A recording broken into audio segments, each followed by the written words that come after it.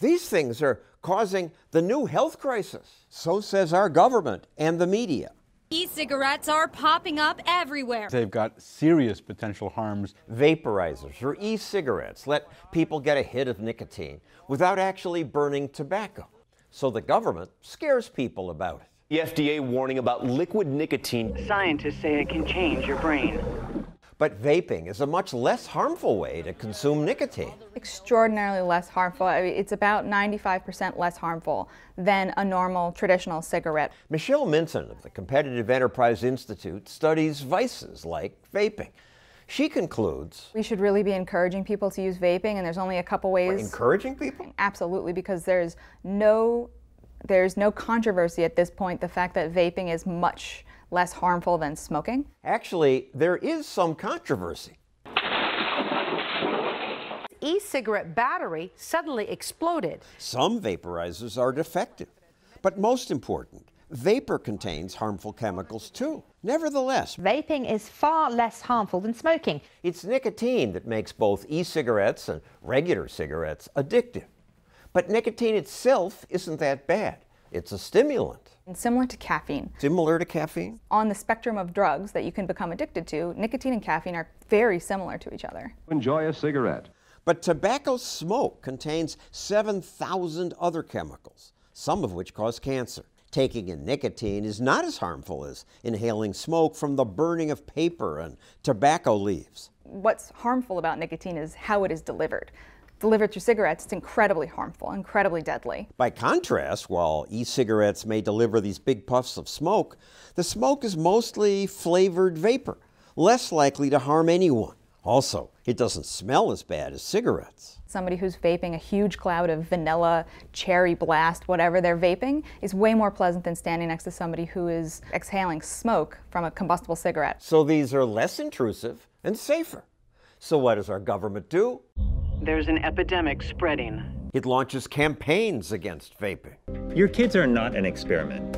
Protect them from e-cigarettes. Actually, kids have been vaping a little less since 2014, according to data from the CDC.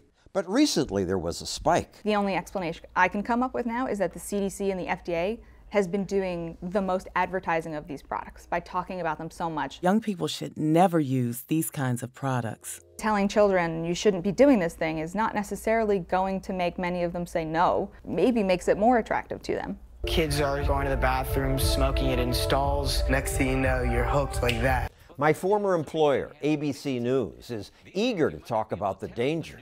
Addicted to nicotine before they even graduate from middle school. Recently, they ran more than a dozen scare stories about vaping. Another recent study suggests that e-cigarettes are a gateway to traditional cigarettes. Gateway to traditional cigarettes. If someone is going to use cigarettes, they're probably going to start with an e-cigarette first. However, some children who might have gone on to use actual cigarettes might just stop with e-cigarettes. If I take a puff of this,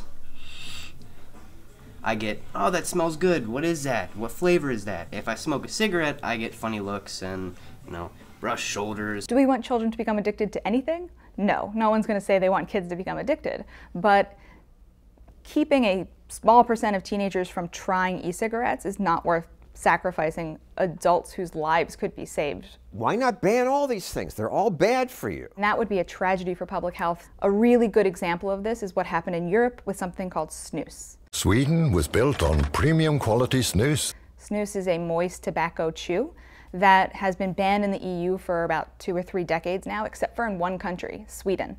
And Sweden currently has the lowest smoking rates and the lowest lung cancer rates of any EU country. The EU's banning the tobacco alternative didn't work out very well. If we do this with e-cigarettes, it would be as bad as what the EU did with snus. We've seen this with vaping already. Cities across the country are starting to ban e-cigarette use in public. The states that have enacted, over 21 to buy e-cigarettes or over 18, the teenage smoking rates go up again. Because when teens who want to do something like smoking can't get a hold of e-cigarettes, they just go to smoking. It can release dangerous chemicals like formaldehyde into your bloodstream. Children aren't the only people seeing these ads.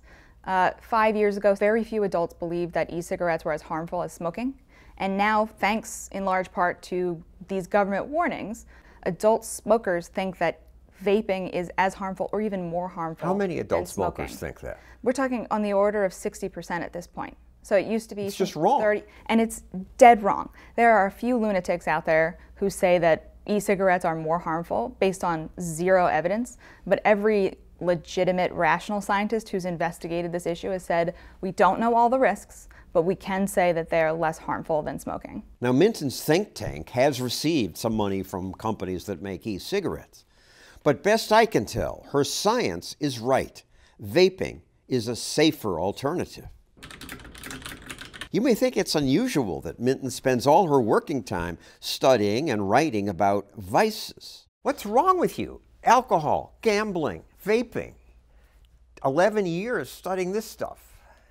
Why? I like some of those bad things personally, and it's also personal for me because we're talking about the essence of what it is to be a free human being, which is to make decisions about risk in your life. There's nothing more fundamental to human choice than being able to decide for yourself what kind of risks you want to take with your body, with your money, with your life. So it's a fundamental freedom for myself that I want to protect, not just for other people, but also for them.